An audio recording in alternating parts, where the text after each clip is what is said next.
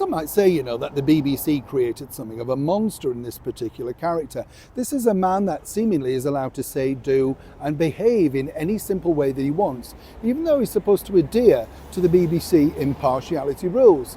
Now, do you know many people know that the BBC is anything but impartial? When you think about it, Martine Cropsell is still on the channel, even though she delighted in the fact that she was thrilled to see Boris Johnson brought down, and she literally said this live on camera. Did they fire her? No, she kept the job. More recently, another disgraced BBC newscaster has now just wheedled her way back in, all on the salary, but all proclaiming, of course, that they are impartial. They're simply not. But this man, Gary Lineker, because he's on over £1 million a year to present football highlights on Match of the Day, well, seemingly the BBC are having something of a ruckus with him now, and it's not working out well. Let me explain. Hi, morning, nice to see you. Thank you so much as ever for your time. Yes, £1 million a year for Gary Lineker. And my argument, I am waving to you, sorry.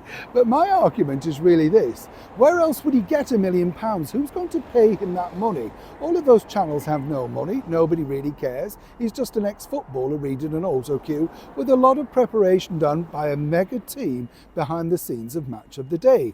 Recently, though, once again, some might say broke the impartiality rule by literally telling a reporter to, and you can see the expletive here on your screen.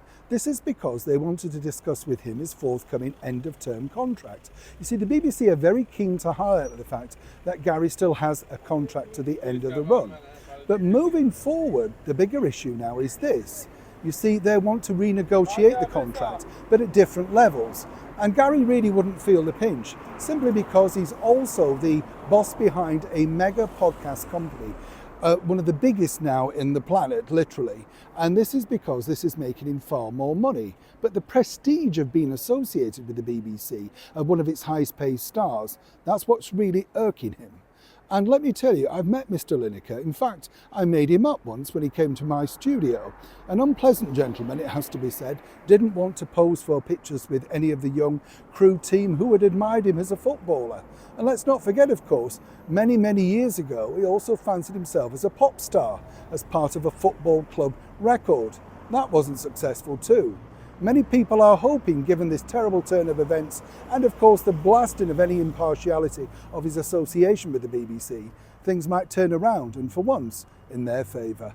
Neil Shawn in the very heart of Yorkshire.